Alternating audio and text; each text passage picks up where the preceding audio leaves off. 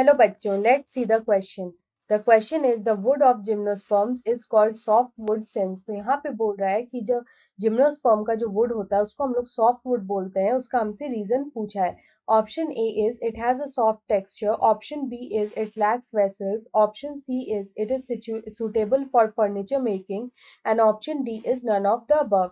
तो यहाँ पे अगर हम लोग जिम्नोस्पर्म्स की बात करें तो जिम्नोस्पर्म्स जो होते हैं वो यहाँ पे प्लांट किंगडम को बिलोंग करते हैं और यहाँ पे वो नेकेड सीडेड प्लांट्स होते हैं। These are naked seeded plants. यहाँ पे इनको हम लोग नेकेड सीडेड इसलिए बोलते हैं क्योंकि इनका जो ओव्यूल्स होता है वो यहाँ पे ओवरी से कवर्ड नहीं होता है एंड हेंस जो ओव्यूल्स होता है वो यहाँ पे एक्सपोज्ड होता है, जिस वजह से हम लोग इनको नेकेड सीडेड बोलते हैं। अगर हम लोग यहाँ पे बात करें कि जिम्नोस्पर्म्स के वुड की, तो यहाँ पे इनमें सॉफ्ट वुड होता है। तो यहाँ पे इनमें सॉफ्ट वुड क्यों प्रेजेंट होता है? इसलिए क्योंकि जो जाइलम होता है, जिम्नोस्पर्म्स का जो जाइलम होता है उसमें यहाँ पे वेसल्स जो होते हैं वो एब्सेंट होते हैं। यहाँ पे वेसल्स जो होते हैं वो यहाँ पे एब्सेंट होते हैं। वेसल्स जो होते हैं वो यहाँ पे they are integral component of xylem. Vessel के बारे में अगर हम लोग बोले तो यहाँ पे they are integral part of xylem. Xylem के इंटीग्रल पार्ट होते हैं।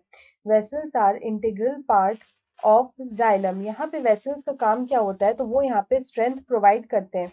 They provide strength to the wood. Wood को यहाँ पे स्ट्रेंथ प्रोवाइड करते हैं, तो हम लोग बोल सकते हैं they provide strength to the wood. तो क्योंकि ये जो वेसल है, वेसल एलिमेंट है, ये यहाँ पे एब्सेंट होता है जिम्नोस्पर्म्स में, इसलिए इनका जो वुड होता है वो यहाँ पे सॉफ्ट वुड होता है। तो यहाँ पे अगर हम इस क्वेश्चन का करेक्ट आंसर देखें तो ऑप्शन बी में हमें दे रखा है it lacks vessels. So option B will be the right answer. I hope you understand this question well. Best of luck.